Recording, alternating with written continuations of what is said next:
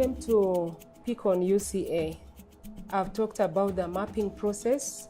We tried to look at a number of organizations doing similar activities, and generally we're focusing on achieving a strategic objective of making the small-scale holder farmer groups strong, but also so that they have opportunities for commercial production, so that there's money in the pocket of the farmers to support the children that World Vision exists for.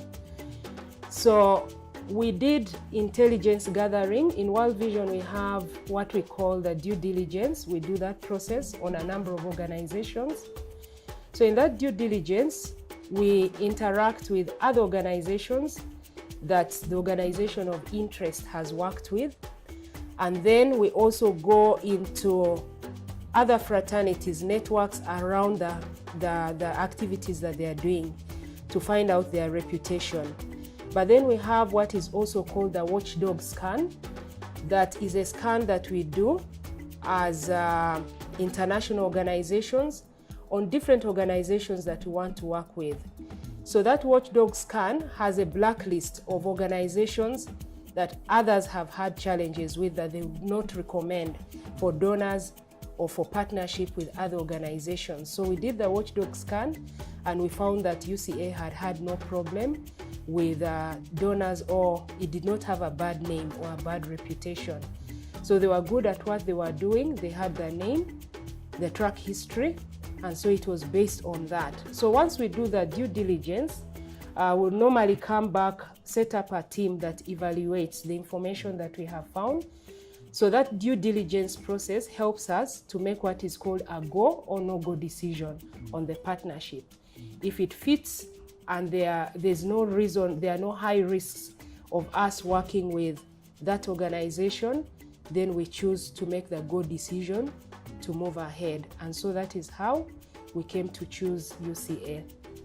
First of all, our concern was on the community we're working with, because UCA basically focus on the rural community to help them coming out of poverty.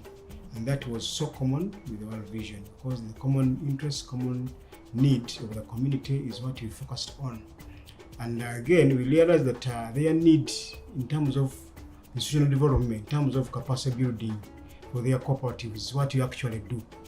And it was kind of saying, no, this is our work. Of course, nobody else can handle effectively like I can do. And so this is a good deal. This is a good partnership. Yes, just to add on to that, what Patrick said. As Uganda Cooperative Alliance, we stand for cooperatives. We stand for the cooperative principles, the fundamentals of cooperatives. And the first question we always ask of a partner who wants to partner with us is, we try to look at their stand when it comes to supporting the cooperative principles, the fundamentals of cooperatives. And if the partner, we get a hint that they don't support the principles, the fundamentals of cooperatives, we don't work with them, regardless of what resources, how much money they want to bring on board, because they're really we are at parallel. We cannot work together. But also, yes, like Patrick said, the reputation of the organization that we work with, because we work with partners all over the world. So if a partner is tainted in some way, we have a reputation. So we will always protect our reputation. We are members of the International Cooperative Alliance, and we work with that multitude of partners all over the world. So if we have a partner who is not looked at well, whose reputation is not good, it could also come in and taint our reputation. So we look at that very well. And World Vision is an international, reputable organization whose objectives are very clear and they're respected all over the world. So we really had to work with them.